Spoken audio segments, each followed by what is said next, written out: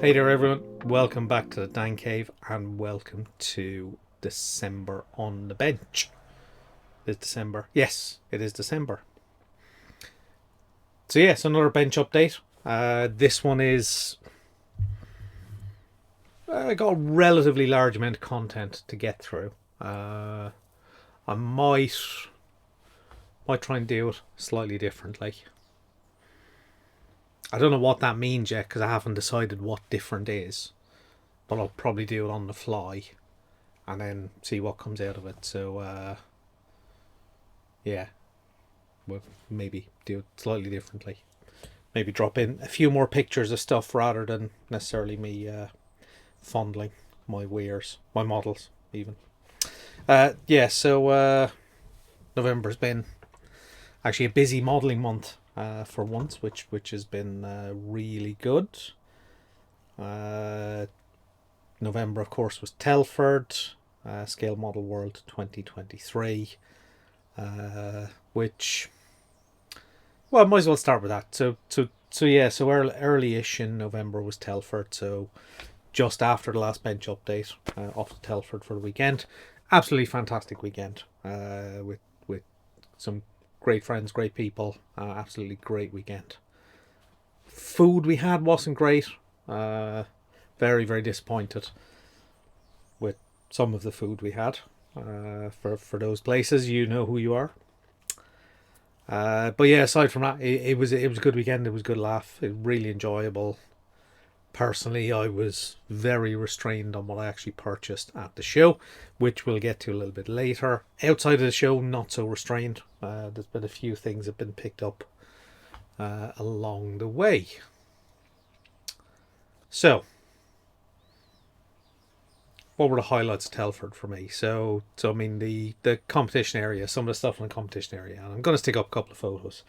So I'm going to pick out what I guess were my highlights from Telford, my kind of the things that really caught my eye. So there was some really tip top things were on display. The good trader stands as always. It was good to see UMP back as well. They missed last year's show. I was with them the year before. Well, I was hanging around the UMP stand the year before. They missed last year, and yeah, it was good to have him back. It was good to see Edward back. It was good to see Ravel with a bit of a presence. Hobbico with a good display as well. Hobbico, we were chatting to the guys. So they're now the official importer for new BMAX Platts as well. So hopefully that'll speed up getting those kits into into the UK market anyway. Because often the case is they get released in their home markets and don't quite make it across that quickly. Things like the Audi A4 from New with the British Touring Car, which has been out for ages. People have built it, people have got copies, none of them have been seen over this side unless you've ordered directly, so none of the usual places in the UK seem to have stocked it yet. So hopefully that's something that Hobbico, of course, if you don't know, Hobbico are the official importer for Tamiya. So they have been very, very good over the years and good for spares as well. So if you ever have a Tamiya kit and you damage something, decals, parts, whatever, drop them a line. They have a spare service. They can help you out. So there we go. That was a little bit of chat about the trader. So let's have a look at some of the key highlights that I spotted at Telford. So I think it's fair to say, the competition areas at Telford are always top notch. The standard work is fantastic. Kind of blows me away anyway. So a couple of the things I've spotted in here are, do you think most of them come from the competition areas? But there was some key items. So what's the best way for me to do this? So I think the best way is probably to do it as I'm going to pick my top five things that I spotted at Telford. I mean, there's absolutely loads of videos on other YouTube channels where they kind of cover the show in an amount of detail. what was there, what they saw, etc. So these are just my 5 top random picks from the things I saw that leave me either with a sense of awe or sense of inspiration or something like that. So number 1 I'm going to pick is this Ukrainian Air Force flanker. I don't know which kit it is,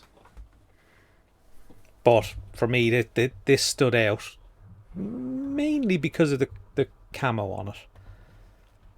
I've always liked that digital camo. It's kind of scares the bejesus out of me a little bit. I know there are mask sets available. It's probably one occasion where I would actually say a mask set for camo is an absolute must. But yeah, and when it's executed well. So yeah, so that was one particularly wandering around the club tables that I thought was very, very impressive. Number 2, I think I'm going to have to say the next one that really kind of impressed me was,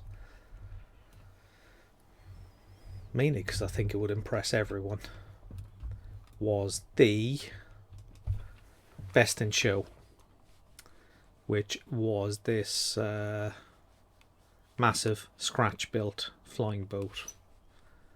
This was an absolute,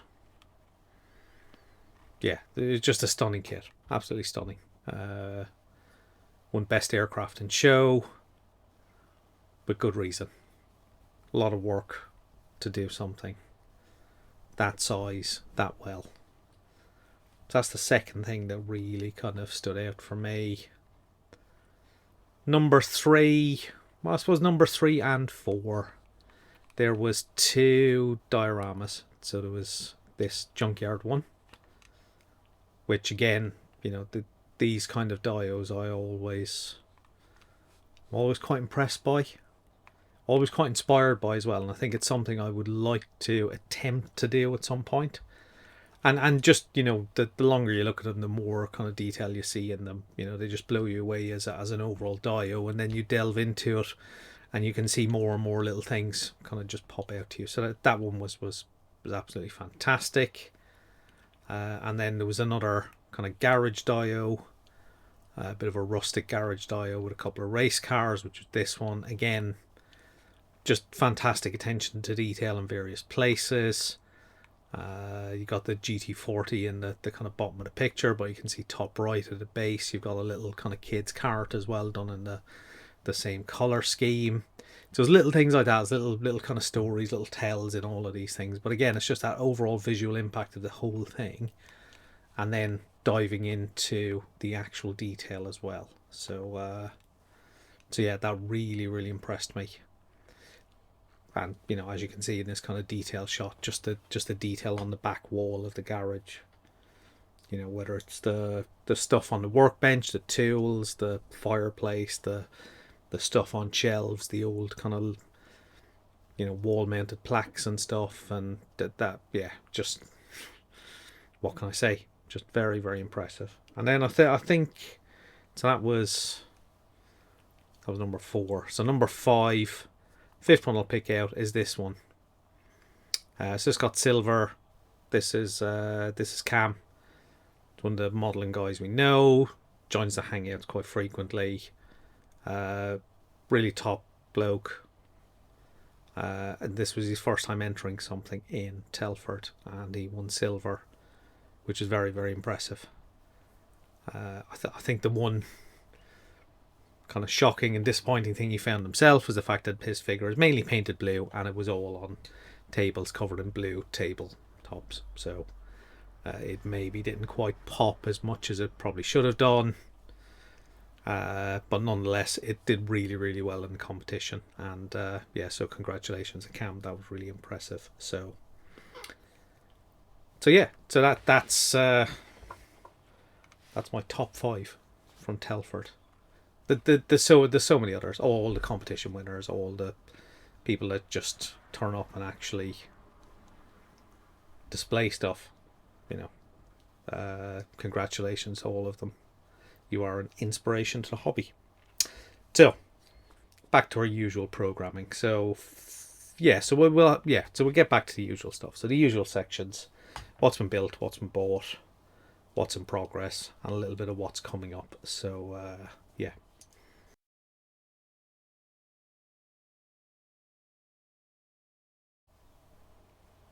So this is the what's been built section. So I'm very, very close to having 3 kits built, but I'm not going to call the third one. So we'll say there's 2 kits built since the last bench review, which it's been a while since I've had a month where I've had 2 kits built. So yeah, I think that's quite an interesting revelation from the last month, shall we say. 2 kits actually finished. Yay me! That's all I say. But yeah, it just reflects that, kind of November is a little bit quieter, less work travel, so more time to do a little bit of modelling. So I got more stuff kind of done. So let's have a quick look at what's been finished. So first up was the Dodge Viper in 25th scale from Revell. So this was for the Tracy Fogelson Memorial Group build. Tracy sadly passed away a while back, so it was decided, or it was proposed to do a group/body build with any Dodge Viper as being the subject vehicle. So I went with this one because it was easily available. So I went with. So ultimately, it was painted in Jaguar Jasper Racing Green. So the kit itself from Revell, it's I think it's one of their theoretically snapped together kits. You can see that in some of the mounting points. They are designed to kind of push fit together. Don't necessarily need glue. I think the early test fits, it all looked okay. Then unfortunately, when you get to the kind of final assembly, you can't quite get that bonnet over the engine, and the way the headlights are mounted, it also kind of fails the front bottom lip, which you can see quite clearly in the pictures. It's got a kind of extra gap at the front. So I managed to get it kind of as close together as I could, but without doing maybe some major surgery, or a bit of better dry fitting, maybe would have spotted the problems earlier. But either way, it was a quick build. I still enjoyed it. Very happy with the colour, very happy with the Gravity 2K on it as well. Very happy with the Pro Scale flocking that went on the interior. I think I posted a picture of that a while back, but yeah, the Pro Scale anthracite flocking was spot on for this. Other than that, kept the interior relatively simple and straightforward. So there'll be more details come out about that in due course anyway, but yeah, reasonably happy with how that came out. But that was the first completed build from last month. So next up, the kit that's been kind of lurking and hanging around for a few months. I originally wasn't keen on the colour. It wasn't until I started kind of assembling it that I actually kind of thought, no, that's a little bit. I actually quite like that. The flip on this really works. So I'll start rolling some pictures. So this is the Aoshima 24th scale Nissan Skyline hardtop 2000 GTR from 1971. So this was originally primed in, I think it was UMP white, then a base coat of SMS green gold flip paint, Pro Scale 2K from memory, which went down absolutely fine. Then I sat for ages, and eventually when I got back to it, it was flatted back using God Hand sanding sponges. Is it 6, 8 and 10 I think it is. But in fairness, there was very little flaws in it anyway, so it was a little bit of a flatting back. Polished with the UMP polishing system. And yeah, so it was given, so the kit offered the chance to do a lowered stance. It is a curbside kit, but you could do a lowered stance, which is what I went for. Wheels themselves are done in Alclad high shine aluminium, I think. So it was over UMP gloss black primer, and basically just given a single coat of that high shine aluminium, which gives them quite a black metal kind of look to them. Chrome, Alclad chrome for the bumpers. The chrome trimmer and the side windows was done using Green Stuff World acrylic chrome, and then a fairly basic interior. So actually, all in all, I really enjoyed this kit. Looking at it on the shelf, really pleased with it. I think it's one of my best kits of the year. Surprised how well it came out. Few little areas that could have been improved upon. But overall, I'm really pleased with that, and that's in one of my top ones of the year at the moment. So yeah, so that's the what's been built. So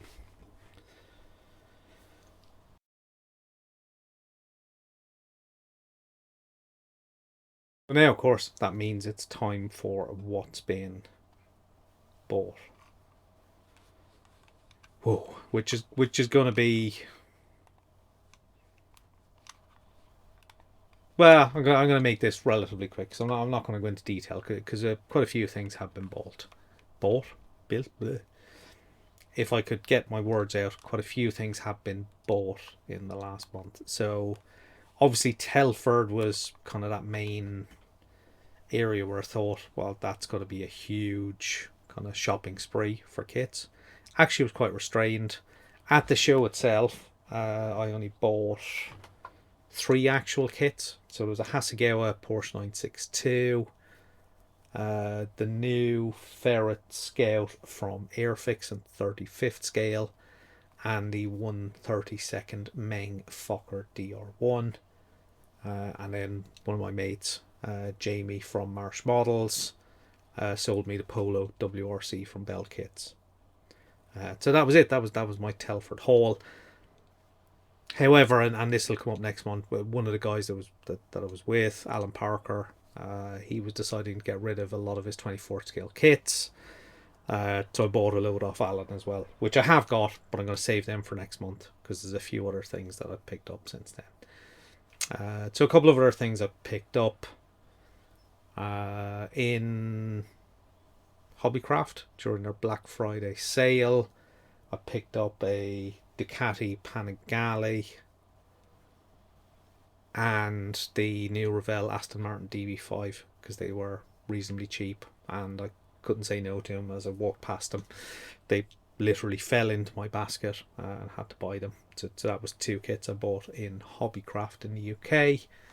And then I spotted a kit on I think it was Kent Models, which I wanted to get and we wanted to get for a while, which was the RGV Suzuki from Hasegawa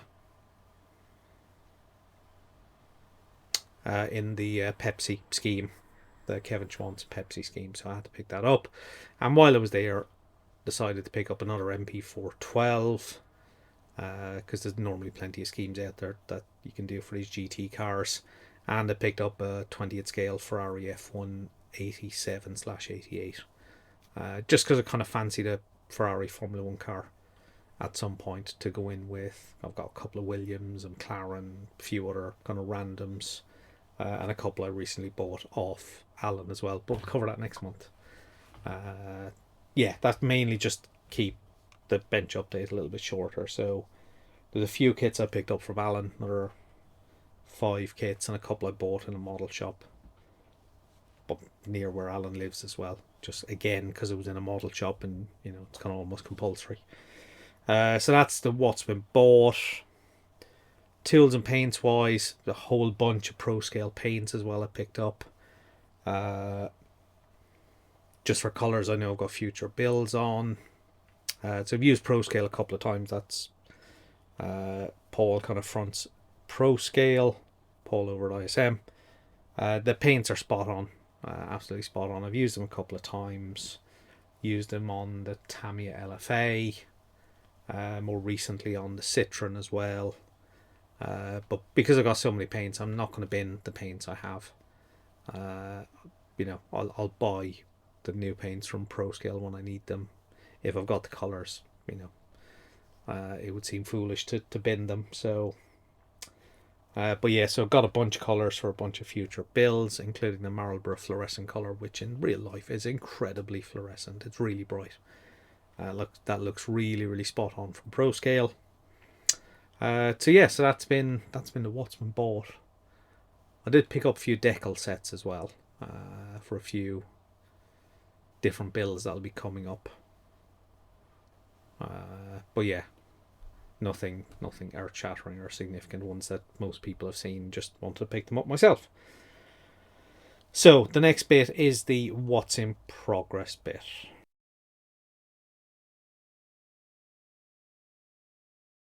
So what's in progress? So the key things in progress at the moment. So in no particular order, just the order I can think of. So I decided to do a Christmas build. I'll put up a post about that at some point. So I decided to build the AMT 55 Chevrolet Cameo pickup truck in the picture. So I started work on that yesterday actually. So I started cleaning up all the body work, which is an absolute nightmare of a job. This AMT kit is not particularly inspiring. There's quite a bit of warpage on some of the parts, but hopefully with a heavy amount of gluing, I might get them reasonably straight. Who knows? I think the way the body and kind of chassis and cab go together, it's probably possible to get away with some of the issues that I've seen. But yes, there's going to be a little bit of filling on the back of that just to correct some of the fit issues. Most of the seam lines have been cleaned up, etc. So that started yesterday. So the other things in progress. So there's the figure I've been working on from Ninja Prints. So that's a Ragnar Lothbrok figure. Probably about 6 inches tall when it's complete. So that's a bust figure. So I've been mainly working on getting the face done. So stick a couple of in progress pictures in. So this is my first time kind of doing any kind of figure painting, certainly of any human skin tones. So yeah, so it's been quite a challenge to kind of work through the stages of kind of building that up. So that was primed in UMP black and UMP white, give it a little bit of that kind of zenithal shading effect. And then I started building up the kind of flesh tones using AK Interactive 3rd Gen acrylics. So I've got a flesh set, so kind of using that, mixing it on a wet palette, trying to blend the colours together, trying to get something approximately human looking. The rest of things like the eyes were picked out with Revell Aqua acrylics. Hair and kind of beard were done in various shades of browns and yellows, etc. So mainly kind of a mixture of kind of blocking out bits, but then also trying to use kind of elements of kind of filtering as well. So heavily diluted acrylics, kind of washing bits to give more of kind of a filter color. So using kind of purples and browns and stuff to get a bit more depth to the kind of skin tones. Using more purples on the scars on his face as well. So again, that kind of does come out a little bit. And then I attempted to hand paint all the tattoos on his head. It's a little bit random. It's kind of, following some pictures I found online. A little bit of artistic license. So when that went on originally, it got a stark contrast. Since then, that's kind of been blended together a little bit. Kind of washed out with some darker tones just to tone it back a little bit. So next steps for that will be probably add a little bit of speckling just for kind of more facial features of freckling.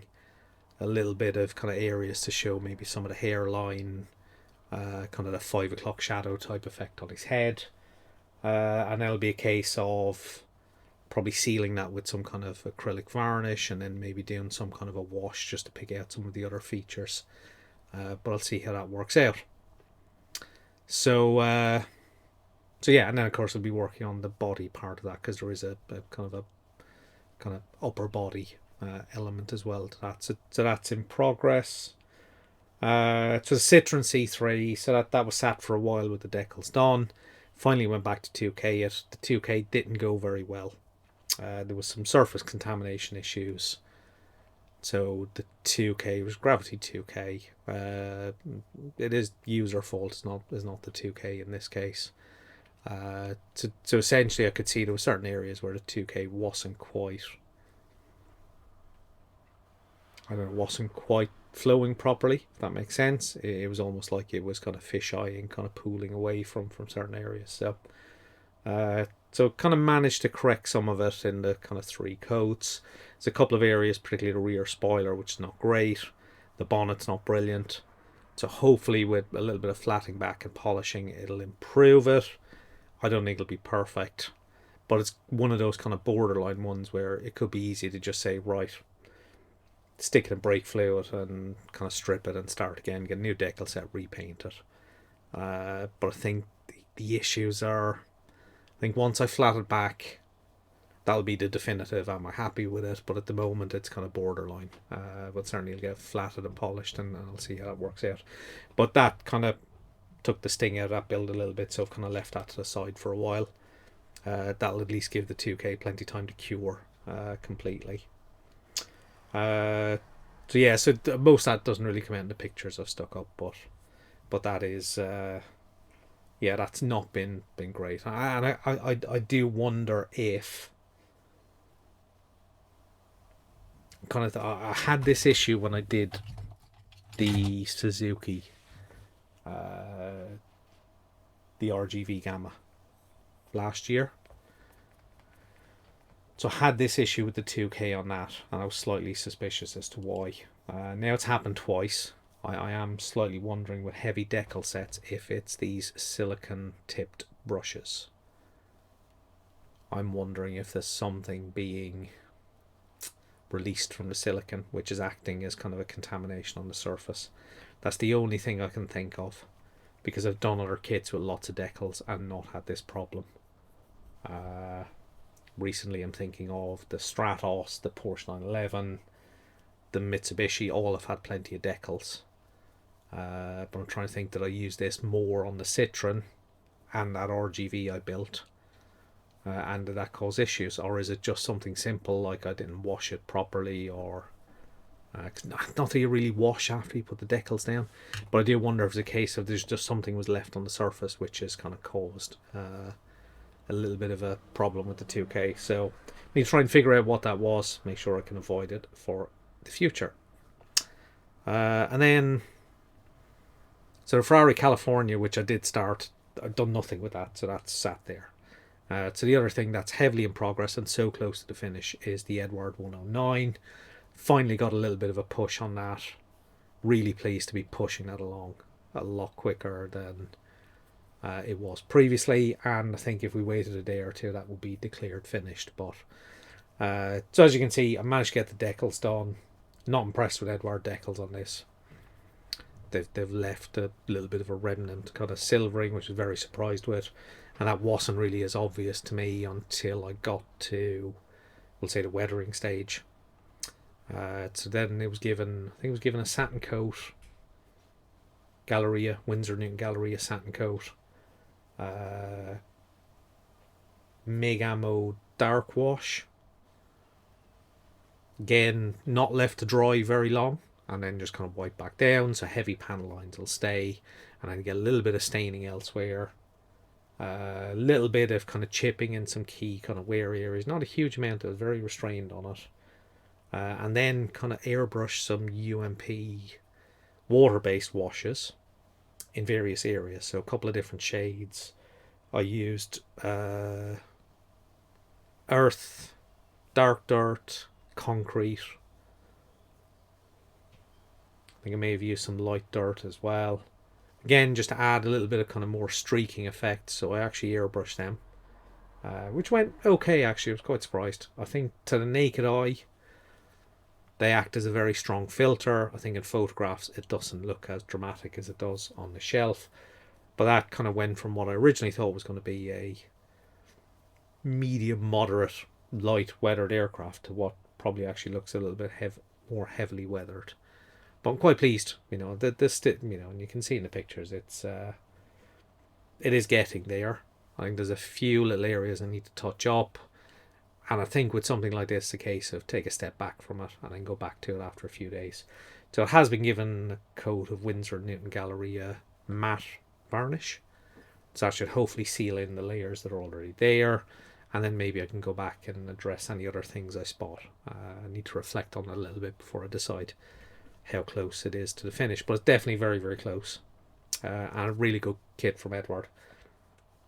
A little bit of age-related stuff, a little bit of flash. But generally the fit was absolutely excellent. So I actually quite enjoyed that. Now that I've finally gotten it to the end. So that's it. That's all that's in progress this month.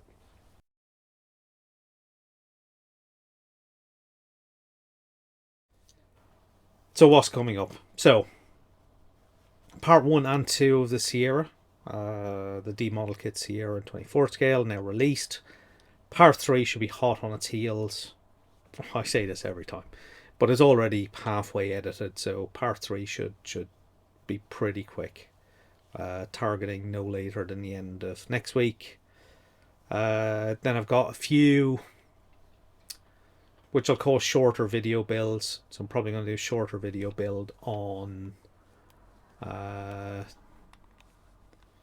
me just have a quick look, see what files I've got. I'm looking at a screen behind my camera as well. So I think, looking back at what I finished, I think the Tamiya Celica, that'll be a quick video.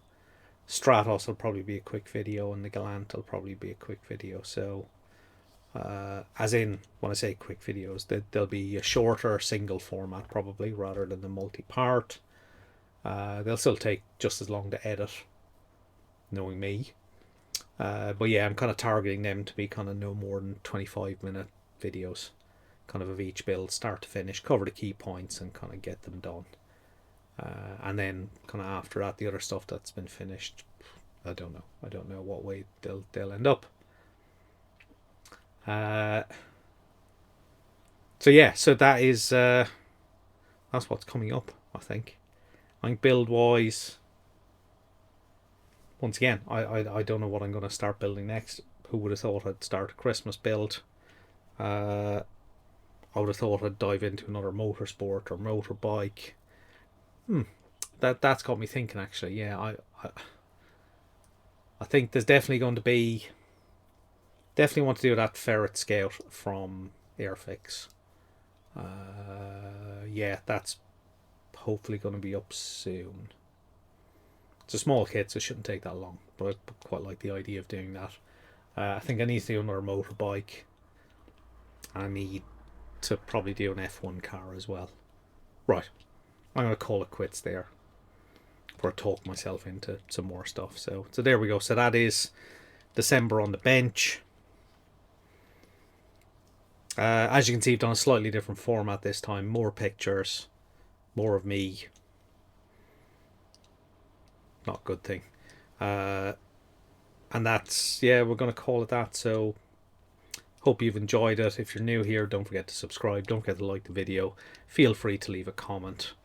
But I'm absolutely going to cut it right off now and say we're done. We're absolutely done. So thank you all for watching. Thank you for visiting. Thank you for being here.